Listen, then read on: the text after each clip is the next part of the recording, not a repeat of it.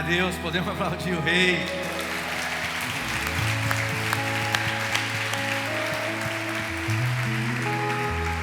Cantamos tantas coisas hoje para encher nosso coração de fé. Eu tenho dito que às vezes muitos não dão o valor necessário a esse tempo de adoração. Imagino que isso é apenas um aquecimento no culto. Na verdade é um momento que você presta culto, porque no segundo momento a gente recebe da palavra, mas no momento do louvor eu proclamo, eu declaro, eu afirmo, eu digo a respeito do amor que eu tenho por Jesus. A gente confessa que apesar de entregarmos coisas para Jesus, são coisas tão pequenas perto do Rei, não é isso que nós cantamos? Mas ao mesmo tempo a gente diz, mas eu quero dizer que eu te amo, aleluia, glória a Deus. Quem sabe o que é aleluia? Às vezes a gente repete isso, né? Aleluia não é que é bichinho não, viu gente? Aleluia é que aprender a falar hebraico, a língua dos judeus. Fala assim, aleluia, que significa glória a Deus, glória a Deus, glória a Deus, glória a Deus, amém? Então quando nós estamos dizendo aleluia, glória a Deus, quem quer dar glória a Deus aqui? Porque glória a Deus tem a ver com aquilo que nós somos, com aquilo para o qual fomos criados. Se você pegar os estudiosos, biblistas, teólogos, e perguntar, afinal de contas, qual foi a motivação de Deus em criar o homem? Por que fomos criados? E aí a conclusão mais simples é para glorificar a Deus. Amém? Então, claro que glória a Deus não é apenas que a gente veio aqui para o culto e glória a Deus. Glória a Deus é a vida que vivemos. No nosso trabalho, na nossa vida pessoal, honestidade, integridade, dignidade, encarnação, mas acima de tudo, entender a missão. Qual é a missão? Fazer conhecido Jesus de todos os povos, tribos, raças, nações. Então quando nós estamos dizendo, eu quero viver para o Senhor, eu quero entregar tudo que eu sou, eu quero colocar a minha vida no teu altar, é o meu culto a Deus. Eu estou diante do Altíssimo dizendo, te agradeço. E nós estamos nessa série linda sobre o Thanksgiving, para nós, dia de ação de graça. E nosso tema é gratidão. E gratidão tem a ver com entender a obra de Jesus naquela cruz e agradecer por ter morrido em meu lugar, por ter me dado a vida bendita que não podia viver, porque não é possível o maldito pela sua própria história se tornar bendito. É apenas porque Jesus fez uma obra perfeita que perdoou os nossos pecados, que nos lavou com o seu sangue. E essa manhã a gente vai tomar o cálice junto, vamos partir o pão em memória daquilo que Jesus fez. Quem aqui é grato a Deus por ter morrido em meu lugar? Então fala para quem está do seu lado, sou muito grato a Deus. Eu não sou grato apenas porque Ele fez coisas e me dá coisas boas, não é verdade? E Ele faz isso, todo tempo Ele tira coisas boas do seu bom tesouro para dar àqueles que o amam. Quem ama a Deus aqui? Então nós somos agraciados por Deus recorrentemente, o tempo todo, o tempo todo, o tempo todo. E aí a gente tem que dizer graças a Deus, glória a Deus. Você está feliz por tudo que Jesus é? Você tem tido um coração grato? Sabe o que move a nossa vida na direção de santidade, integridade, de viver a vida que Deus tem para nós? Gratidão. É muito difícil lidar com pessoas que não são gratas a Deus, mas aquele que tem um coração grato, ele é generoso. Ele é aquele que diz, Jesus, eu te amo tanto, eu sou tão grato, que não tem jeito de eu continuar vivendo uma vida sem vergonha, rasteira, pequena. Eu quero viver tudo que o Senhor tem para mim, porque custou um alto preço aquela morte de cruz. Coração grato é a chave de uma vida plena, de contentamento, de chegar ao final e dizer, valeu a pena. A vida que Deus tinha para mim, eu vivi. Percalços, dificuldades, desafios fazem parte da nossa jornada. Dores, momentos de angústia. Mas aí a gente se lembra que o choro pode durar uma noite, mas a alegria vem pela manhã. Talvez você esteja vivendo esses dias de noite, você diz, parece que esse sol nunca vai nascer. Está parecendo aquelas estações lá do Polo Norte, né? Fica 6 meses sem sol. Mas uma coisa é certa, o sol vai brilhar. Fica firme, fica firme, fica firme. Descansa em Deus. Mas acima de tudo, proclame, declare Te agradeço por me libertar e salvar, por ter morrido em meu lugar. Diz assim: Te agradeço por me libertar e salvar, por ter morrido em meu lugar. Te agradeço, bem forte. Jesus, te agradeço, eu te agradeço, te agradeço, te agradeço por me libertar e salvar, por ter morrido em meu lugar. Te agradeço, Jesus, te agradeço, eu te agradeço, te agradeço. Bem forte. Tchau. Não se vergonhe, cante essa canção, pois sei que é fôlego nesses pulmões. Vamos ao meu Senhor. Em meu coração, não se vergonhe, cante essa canção, pois sei que é fôlego nesses pulmões. Vamos ao meu Então vou levantar as minhas mãos e louvar, pois tudo que tenho é um aleluia, aleluia.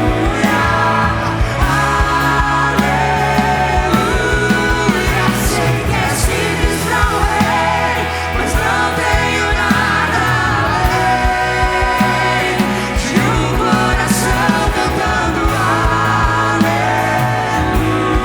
aleluia, aleluia.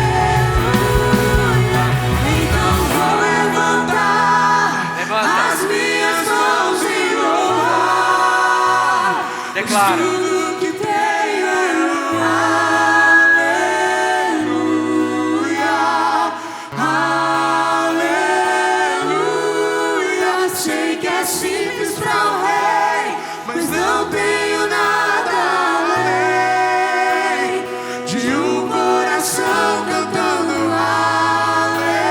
aleluia, aleluia.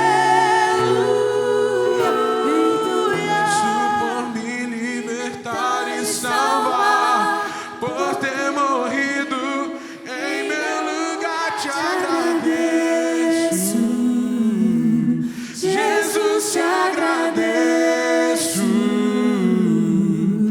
eu te agradeço,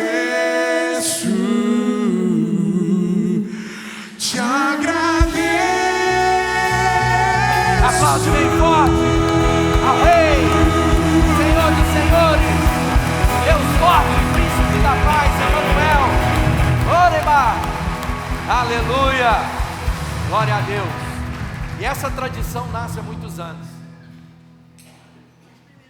Você está vendo quem está ali? O Mauribus lembra lá. Você viu? Lá.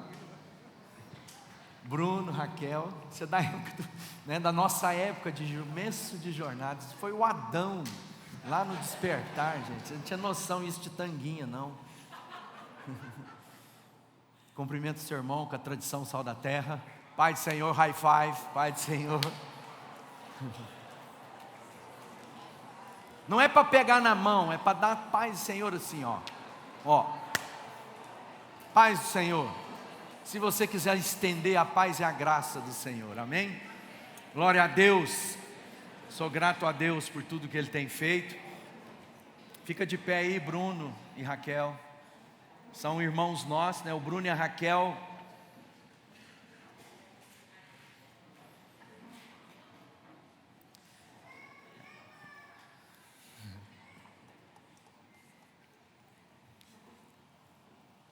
Eles fazem parte da nossa história, da casa da nossa casa.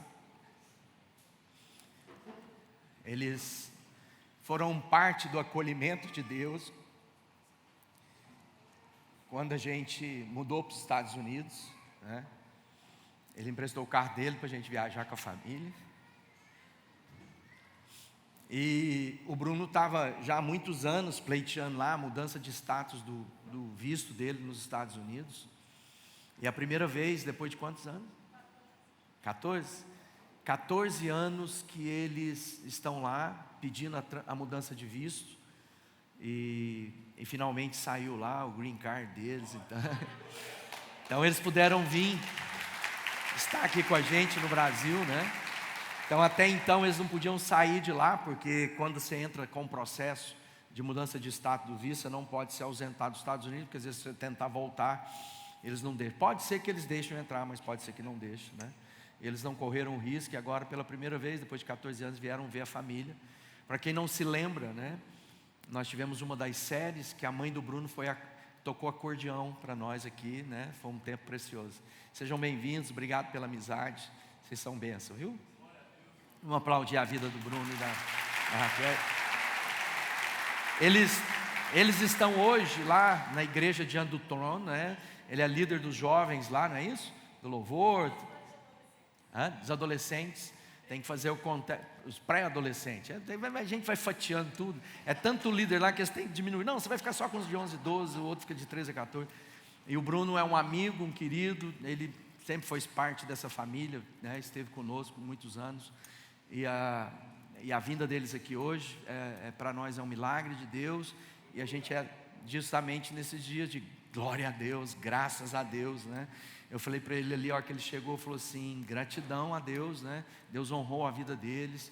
É um desafio, principalmente nesse momento que está vivendo ali nos Estados Unidos, né? Muita gente que chegou junto com eles não conseguiram. E povo é a Deus, então Deus tem um plano. E eles estão lá na igreja, diante do trono, onde está também vários irmãos do Sal da Terra, pastor Tiago, pastor Adriana, estão lá, estão queridões. Eu tenho orado para Deus mandar eles de volta, né? Mas está aqui com a gente. Então está de lá o Gustavo e a Ana Paula pedindo para Deus manter eles lá, o Flavinho. Então assim, é uma alegria receber o Bruno e a Raquel aqui com a gente. Eu louvo a Deus por tudo isso. E é justamente o tema de hoje.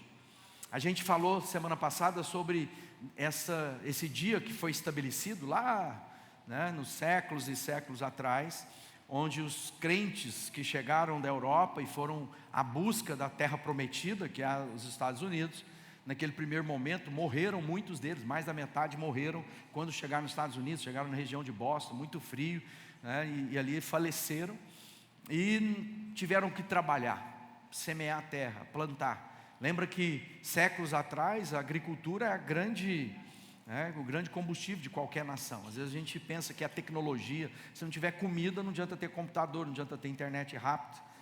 Então nós hoje somos os maiores produtores de alimento do planeta, é o Brasil. Então todos os dias você dá graças a Deus pela provisão de Deus para tanta gente, né? E às vezes a gente não leva isso em consideração. Às vezes a gente imagina que a vida na cidade, a cidade sem o campo, sem os alimentos vão fazer. Isso nasce lá nos Estados Unidos, então um dia que nas primeiras colheitas os irmãos se reuniram e falaram assim, precisamos agradecer a Deus pelo alimento, pelas colheitas. Nasce ali uma tradição que chega no Brasil, na verdade no Brasil tem também, oficialmente, que foi estabelecido por um dos presidentes lá, muitos anos atrás, o dia oficial de ação de graça, um dia de gratidão. E aprendemos que nós devemos dar graça por toda a provisão de Deus. E hoje a gente vai ampliar isso. Se você tem dado graça pelos relacionamentos que Deus estabeleceu na sua vida, pelos amigos de jornada, pelas famílias que você convive. E às vezes tem muita gente sozinha e não entendeu o valor da comunhão, da comunidade. E quem busca ficar só, a Bíblia diz que é tolo, porque ele busca o seu próprio interesse. Mas o homem e a mulher de Deus entende o valor da comunhão, o valor do relacionamento, o valor da família, o valor dos amigos, o valor, né, de que tudo aquilo que Deus diz. Aliás, a Bíblia diz que nós devemos orar até pelos nossos inimigos, né? Então, gente é uma coisa importante. E preste atenção nisso. Às vezes, irmãos, nós estamos lutando contra pessoas. E a Bíblia já nos ensina que a nossa luta não é contra as pessoas. Aliás, as pessoas são o alvo do amor de Deus. As pessoas são aquelas que Deus deu a vida do Filho para que fossem salvas. Então nós não temos inimigos humanos, a nossa luta é contra principados, potestades e dominadores desse mundo tenebroso. Pelo contrário, aquele que você às vezes está lá com sentimentos de ódio, de angústia, de vingança, são alvo do amor de Deus, e Deus quer usar a sua vida para isso. Então às vezes há desavenças, há momentos difíceis, que o próprio inferno usa pessoas para nos atingir. Mas não lute. Pega meu livro lá, Batalha Diária, que fala justamente sobre isso. Tem muita gente investindo todo o seu vigor, e às vezes estão exaustos, sabe por quê? Porque estão lutando contra a capa, contra o touro. Lá no livro eu faço essa analogia. Muita gente está achando que o inimigo é a capa, e está colocando toda a energia, e quando a sua energia acabar, você vai se tornar alvo fácil do seu algoz, que é o toureiro, que é o diabo. Então cuidado, para que você não esteja colocando energia demais no lugar errado. As pessoas, repito, devem ser o alvo do seu amor, do seu perdão e da sua bondade. E quando a gente pensa sobre isso, isso descansa a nossa alma. O personagem que a gente vai usar para ilustrar nossa reflexão dessa manhã é o José. Quem se lembra do José? José é aquele homem, menino ainda, que foi por inveja, seus irmãos tramaram matá-lo. Depois o irmão mais velho conseguiu lá, falar, em vez de matar, vamos vender, vamos ter um lucro, A ideia era preservar a vida dele. E aí o José foi vendido para os mercadores que levaram ele para o Egito. E lá no Egito ainda ele acaba recebendo a graça de Deus. Ele acaba depois indo parar na casa de um homem muito próspero. A casa do homem prospera. A mulher cresce o olho para cima de José, tenta se deitar com ele, e o José diz, eu não posso trair o meu Deus. Não significava nem apenas a honra dele com o patrão, e ele diz isso, e nem contra Deus e nem contra o patrão. Ele fala, você é uma louca. Mas aquela mulher mente. José é entregue às autoridades, ele é preso, e aquele homem provavelmente sabia a mulher que tinha, porque normalmente quando era um assédio sexual, era pena de morte, e eles o levam para a cadeia, ao invés de matá-lo. Ali José prospera, José se torna o segundo homem do Egito, e quando José teve a oportunidade de vingar contra os seus irmãos, ele oferece perdão, ele oferece graça, ele oferece misericórdia. E às vezes a gente fica esperando o lugar quando a gente vai ter oportunidade da vingança, e não é isso que Deus quer para a nossa vida. Por isso que quando a gente fala de ação de graças, tem a ver também com os nossos relacionamentos. A palavra de Deus nos ensina que é melhor serem dois do que um, porque quando um cair, está isso lá em Eclesiastes, o outro ajuda a levantar. Olha que coisa interessante. O sábio escrevendo o livro de Eclesiastes, o livro de Eclesiastes você tem que ler ele inteiro, você não pode ler só um pedaço, porque senão você entra em depressão. É verdade, porque lá o Salomão propõe a estudar e discernir a vida de forma natural. Ele fala assim, parei para pensar sobre a vida. E aí ele começa a pensar, e ele começa a chegar em conclusão assim, eu vi que gente e cachorro tem o mesmo destino que a cova, que não adianta estudar porque tanto o tolo como o sábio vão para a cova. E ele começa a entrar em desespero. Aí me chega e fala assim, então a vida não tem sentido. Por isso que muita gente quer matar a dor da vida, e se mata, porque não vê sentido nas dores que enfrentam. Só que lá no final ele fala assim, aí eu entendi, que no final é glória a Deus, é glorificar a Deus. Então aí agora eu olho para as dores e digo, fez sentido. Mas sem Jesus, sem o encontro com a vida, sem a vida na vida, a vida não tem sentido, é muita dor. Porque se você olhar bem, nós temos mais dores do que alegria. A gente sofre porque ama. E eu tenho repetido isso aqui. Amar dói, porque a dor do outro passa a ser a sua dor. Então se o outro sofre, você sofre junto. Você não sofre mais apenas pelas suas dores, você sofre pelas dores dos outros. Não é isso? Quando a gente se apaixona, a dor do outro é a sua dor. Quando você se casa, a dor do outro é a sua dor. Quando você tem filhos agora, quanto mais filhos, mais dores. É muita alegria, mas também dores. Quando você tem agora a terceira geração, as suas netas sofrem porque elas sofrem. Você sofre pelo outro, empatia. Quando a gente ama como Jesus amou, a gente é empático, então a dor do outro passa a ser minha dor. Não tem jeito de eu olhar para aquilo que está sendo vivido na nossa sociedade, nos nossos dias, não sentir dores, angústia. Às vezes você olha lá as notícias e fala assim, poxa, eu tô com dores, porque amar dói. E aí eu queria percorrer com você 4 pontos nessa jornada, né, de importância, porque gratidão me leva ao outro, gratidão cria sentimentos de empatia. E o primeiro tópico que a gente quer chegar é, olha, a gratidão, né, faz o quê? Ela gera uma humildade, na minha vida e gera empatia na minha vida. Sem entender isso, nós nunca seremos capazes de ser grato a Deus por tudo. E a palavra de Deus diz que nós não podemos ser grato apenas pelas coisas. Vivemos em dias difíceis, né? Porque as pessoas se tornaram coisas. Há uma coisificação, se existe essa palavra, das pessoas. Então, há muitos que querem o relacionamento. Tem uma palavra que tem que ter muito cuidado. Ela é útil, mas ela pode definir um padrão de relacionamento. Networking. Ou seja, eu vejo o outro só quando o outro pode gerar algum benefício para mim. Eu quero me aproximar do outro, não pelo outro, mas aquilo que ele pode me dar, ou ele pode prover, as conquistas a partir dele, o que me interessa.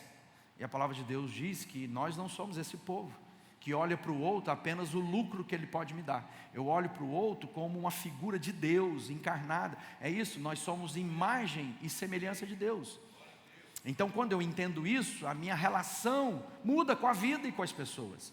Então, quando eu entendo que, né, o José olha e fala assim, olha só, capítulo 50 de Gênesis, falando aos irmãos dele, José lá no Egito, no lugar que poderia dizer, manda matar tudo, manda te pendurar de cabeça para baixo, manda açoitar, ele tinha poder para isso. Ele diz assim, vocês planejaram mal contra mim, mas Deus o tornou em bem, para que hoje fosse preservada a vida de muitos. O José na consciência. Deixa eu dizer uma coisa, teologia. Quando a gente imagina que tudo depende de nós, há depressão, há uma angústia de alma que esmaga a alma humana. Quando eu entendo que Deus é soberano e Senhor da história, eu falo assim, eu posso errar, mas Deus vai tornar isso em bem. Isso promove cura na minha alma. Sabe por que tem muita gente desesperada, abatida, depressiva, surtando? Porque imagina que dá conta e a vida depende dele. Não, nós vamos dar nosso esforço, nós vamos fazer o melhor. Mas no final, Paulo fala assim, por isso lutamos e trabalhamos, porque esperamos no Deus vivo. Então o Paulo está dizendo, não é aquilo que depende apenas de mim, Deus é soberano. E o José entendia isso, ele falou assim, sabe o mal que vocês tramaram contra mim? Deus preparou a minha vida para esse momento. Deus é Senhor da história, porque se não era para estar onde estou, Deus não permitiria estar onde estou. Então não tenha medo de sofrer as dores, porque talvez seja Deus moldando o nosso caráter, expurgando de nós a vaidade, a presunção, a arrogância. Aí a gente tem que olhar para a história e dizer, por que Deus permitiu tudo isso? O que Deus está me ensinando? Aí pelo amor de Deus, aprenda rápido. Porque tem muita gente que segue no lugar onde está, porque não aprende o que Deus está ensinando. Então, em vez de ficar com raiva das pessoas, você dá um passo atrás, olha para as fotografias, para o filme e diz assim, o que o Senhor está me ensinando com isso? O que eu tenho que aprender a partir disso? Quais são as coisas que Deus está moldando o meu caráter e está permitindo essa dor, esse caminho? José foi levado à humildade. E aí é importante. Muitas vezes a gente quer ser humilde, mas a gente tem orgulho da nossa humildade, já viu isso? Tem um orgulho de quanto humilde eu sou. E muita gente quer ser humilde sem ser humilhado. Eu não sou bobo, eu sou crente, mas não sou bobo. Por quê?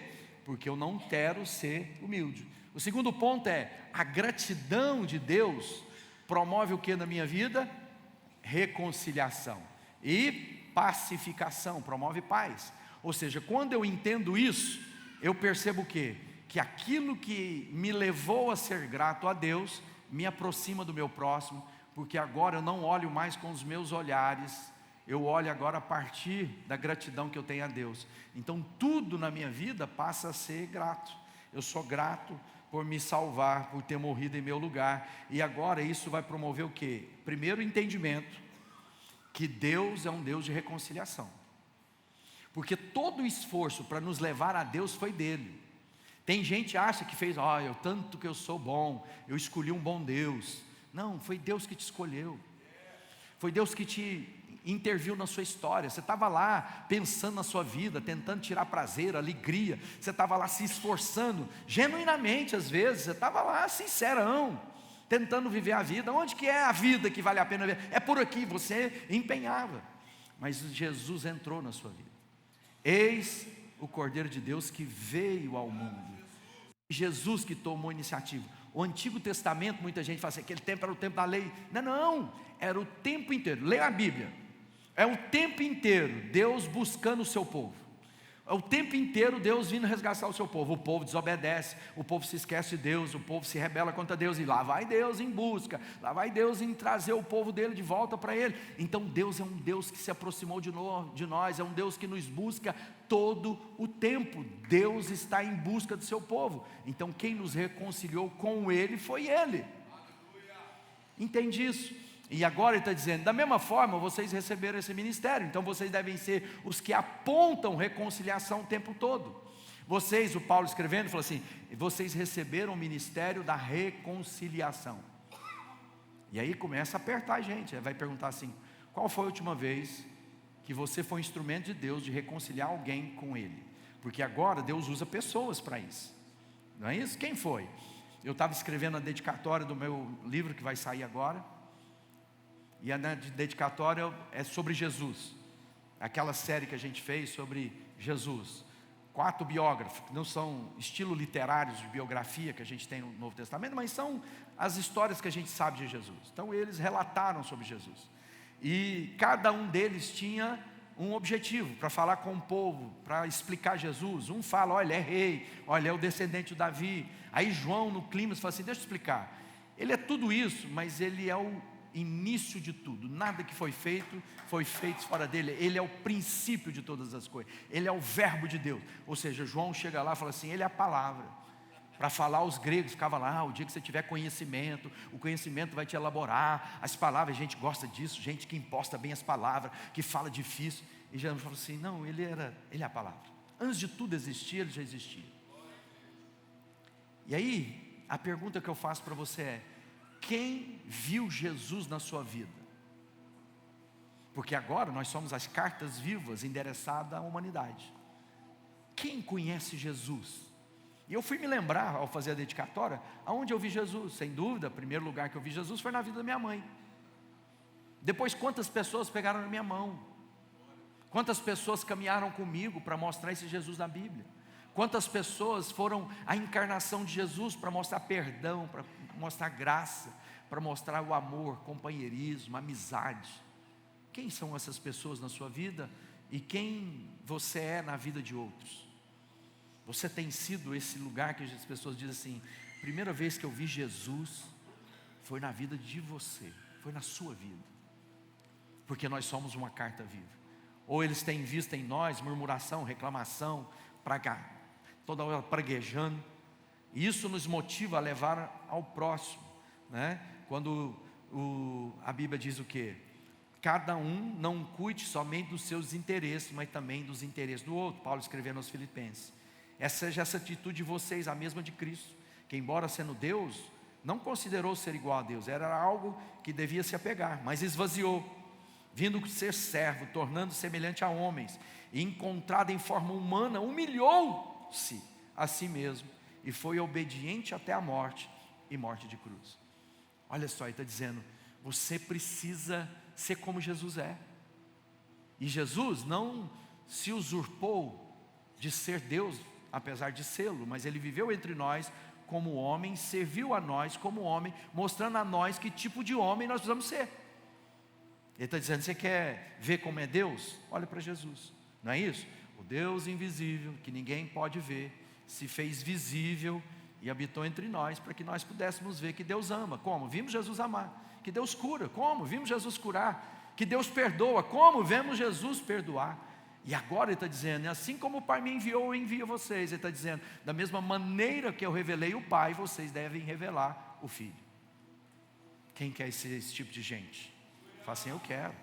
Mas é preciso ter o que no coração? Gratidão. Dia de ação de graça, eu dou graças. E agora não tem jeito de eu enviar, voltar para aquela vida miserável, mesquinha, rasteira, pequena, que eu vivia em busca do meu próprio interesse, usando o outro para tirar dele prazer, para tirar dele o que me interessa, porque o dia que não me interessava mais, eu descartei. O dia que não foi tão prazeroso mais, eu descartei. Quando eu encontrei alguém que poderia me dar mais prazer, eu troquei. Quando eu não vi mais interesses que poderiam trazer lucro para mim, eu arrumei outro. Não é esse o coração do homem e da mulher de Deus. O coração do homem e da mulher de Deus é como eu vou ser bênção na vida de alguém. Como eu vou servir, como eu vou me identificar, como eu vou colocar a minha vida a serviço do outro.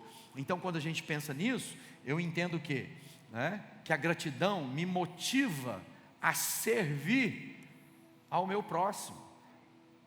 E aí entra a minha vida em família da fé. Você tem sido motivado a se engajar? Talvez você tenha sentado em cima de um compromisso financeiro aí. E às vezes você falou disso, isso não é comigo. Deixa eu te dizer, um coração grato me leva a levar ao outros a conhecer o que eu conheci e mudou minha história. Isso envolve meus dons, meus talentos, meu tempo, minha agenda, mas envolve também os recursos que Deus depositou na minha vida. Então quando nós estamos falando, vamos ampliar, queremos estender a tenda, olha, nós temos que colocar mais gente, já temos 6 horários de culto. Milhares de pessoas passam aqui todas as semanas, mas Deus está dizendo, mas há muito mais. Mas a gente está crescendo, os evangélicos são 30% da população, temos 70% para alcançar ainda. Através de quem? Da sua vida, da minha vida. Então talvez você tenha sido desafiado, fala assim, se comprometa, R$200 por mês. Nós temos aí um desafio para completar. Aí você diz, mas R$200 é pouco, então pega 10 fichas, paga 2.000 por mês, não tem problema. Preenche e diz, eu posso dar 10 vezes. Mas não tem jeito de você não se compadecer e dizer, eu tenho que preparar espaço. Já parou para pensar que lá no passado, nós fizemos 35 anos de igreja aqui. Alguém ofertou? Alguém entregou? Porque hoje você estivesse sentado, seus filhos cuidados, generosamente no lugar com segurança, pela nossa equipe com as crianças, o louvor chega aqui preparado. Eu não sei se você sabe. Você sabia que cada cantor desse aqui, para estar aqui na frente com uma voz, voluntariamente, o que ele usa de equipamento é R$10.000. Então tem 60 mil reais só de microfone e de retorno nele. Quem pagou essa conta? Pra você chegar aqui, que louvor lindo. Quem achou o louvor lindo hoje? Os irmãos se dedicam, eles chegam aqui 6 horas da manhã para entregar a manhã inteira. E às vezes você chega aqui atrasadão. Hoje eu acordei mais tarde. Estou doido, pastor, acabar que eu tenho que ver jogo. Chelsea joga. Deixa eu te explicar. Gratidão me move na direção da necessidade do outro. Me faz ser instrumento de Deus para que o outro tenha a mesma oportunidade de conhecer esse amor que nós conhecemos. E isso envolve a minha vida, a nossa vida, tudo que somos. Quantos estão aqui? Hoje, irmão, hoje você não apareceu no culto, estava chovendo. Mas você não tem carro? Tem. Lá na igreja também tem telhado, você não precisa tomar chuva, você sabia disso? E tem um negócio que chama guarda-chuva, que você pode descer do carro, não precisa nem molhar para chegar. Mas estava chovendo. A gente anda em dias pisando em favo de mel, a gente está cheio. Mas sabe o que muda isso? Gratidão. Sou grato a Deus. Não tem jeito de eu olhar para a necessidade e não me mover na direção e transformar aquela realidade. Não tem jeito de eu olhar para essa cidade e ficar grato, porque os adolescentes estão se envolvendo em prostituição, estão envolvendo nas drogas, estão na bebedice, estão nas orgias. Porque o meu coração tem que contar para eles que há uma esperança, Jesus é maior. Mova o seu coração em direção ao seu próximo. Isso vai dar o quê? Comunhão. Isso tem tudo a ver com o que a gente vai fazer agora. Nós vamos servir os elementos, e você vai pegar os elementos da ceia, porque a comunhão tem a ver com gratidão. Levantando o pão, dando graça, partiu o pão. O próprio Jesus está dizendo, todas as vezes que vocês se reunirem como família, vocês devem fazer isso em memória de mim. Ele está dizendo que esse momento de pegarmos o pão e tomarmos do cálice, nós estamos dizendo, olha, nós temos um alimento que desceu do céu, que sustenta a nossa vida. E nós temos um sacrifício de sangue que deu a nós a possibilidade de sermos chamados filhos e filhas de Deus. E mais do que isso, mais do que um memorial das coisas do passado, que há 2000 anos o Cordeiro de Deus foi entregue naquela cruz. Talvez a gente não entenda essas terminologias, né? Talvez você seja novo na jornada. É porque Jesus lembra da lei de Moisés. E a lei de Moisés dizia que tudo é santificado pelo sangue. Sem derramamento de sangue não há perdão de pecado. Então o homem havia pecado, era necessário que houvesse sacrifício de sangue, morte. E Jesus está dizendo, agora eu completo aquela obra dizendo a vocês que agora, ao invés da gente trazer cordeiros, bezerros para serem sacrificados no templo, Jesus é o Cordeiro de Deus que tira o pecado do mundo. E ele, quando se reúne para fazer o ressignificado da Páscoa dos judeus, ele diz, daqui para frente vocês vão, né, dar graça pela nova aliança. Não uma aliança mais feita em sangue de animais, mas no meu sangue. Então quando quem pode comer do pão e tomar do cálice? Todos aqueles que compreendem que Jesus morreu por você, ressuscitou, está ao lado do Pai e intercede por nós. Se você entende isso, porque aí faz sentido você comer do pão e tomar do cálice, amém? E o que ele diz que precisa ter na minha vida para que eu não coma condenação? Eu conhecer o corpo, discernir o corpo. Significa que eu entendi comunhão e vou me empenhar pela relação. Que eu não sou apenas alguém que tira o proveito da família da fé, porque eu venho cá, me alimento e vou embora. Não, eu sento e digo, há pão para todo mundo, há lugar à mesa para todo mundo. E quando nós estamos falando de construir um novo prédio, é para que tenha lugar à mesa para todo mundo. Não é uma canção que a gente canta lá do Eli Soares, né? Há lugar à mesa, pode se assentar. Então ele está dizendo, há lugar à mesa. Todos receberam do pão e do cálice? Quem ainda não recebeu, levanta a mão para levar a bandeja até você. Está chegando aí a bandeja ali do seu lado. E aí eu vou explicar, porque tem um segredinho aí. Às vezes é a primeira vez, tem 2 copinhos. Se você levantar um, pãozinho está no de baixo. Porque às vezes você está pensando, cadê o pão, cadê o pão, cadê o pão, cadê o pão? Então é uma maneira de colocar mais rapidamente na sua mão, porque é muita gente. Então a gente fez desse jeito aí, tá bom? É uma engenharia tupiniquim. Uma pessoa falou assim, pastor, por que a gente não usa aqueles copinhos bonitinhos que te tira? Porque vai custar R$4.000 cada ceia que a gente vai tomar, porque R$1 cada um. Nós passamos aqui mais de 3.000, 4.000 pessoas por semana, então faz a conta, não dá para fazer. Então a gente fez dessa maneira aí para você poder comer. Mas se quiser doar, próxima ceia, fala, pastor, eu vou ofertar o copinho bonitinho com pão, com tudo isso. Eu queria chamar o Bruno aqui para orar por esse momento. Alguém traga um microfone aqui para ele.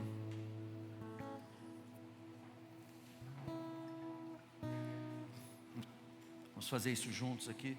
Traz seu pão.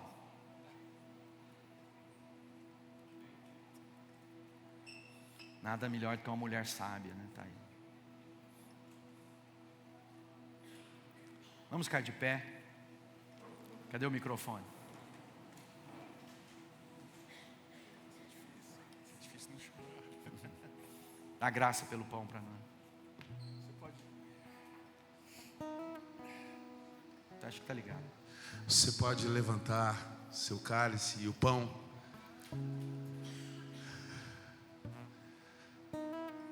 Senhor Jesus, muito obrigado pelo teu sacrifício. Que sacrifício foi aquele, Jesus? Mesmo sendo Deus, resolveu ser nosso servo, entregar a sua vida naquela cruz por nós. Que sacrifício é esse? Como entender esse amor tão grande? Oh Jesus, muito obrigado pelo teu sangue derramado, pelo teu corpo moído naquela cruz por nós, mesmo sem merecermos, Deus. O Senhor quis nos amar, o Senhor decidiu nos amar. Senhor, e a melhor forma de sermos gratos a Ti é reconhecermos o Senhor como Filho de Deus, como Cordeiro de Deus que tira o pecado do mundo. Muito obrigado por tirar o nosso pecado, remover, rasgar a cédula de acusação contra nós e nos elevar à Tua mesa, aos lugares celestiais sentados contigo, Jesus. Nós somos gratos, por isso participamos da Tua mesa, celebrando a Tua morte e a Tua ressurreição por nós, até que o Senhor venha, até que o Senhor venha. Será que você pode levantar e dizer: até que o Senhor venha, até que o Senhor venha? Aleluia. Para que um dia a gente celebre com Ele a mesa, olhando a Ele, estando na mesa, sentado com Ele e vendo Ele como Ele é. Até que Ele venha, até que Ele venha. Olhe para o seu irmão e fala assim: até que Ele venha, nós vamos celebrar, nós vamos celebrar. Amém. Celebre, querido, com muita alegria. Aleluia. Podem comer do pão.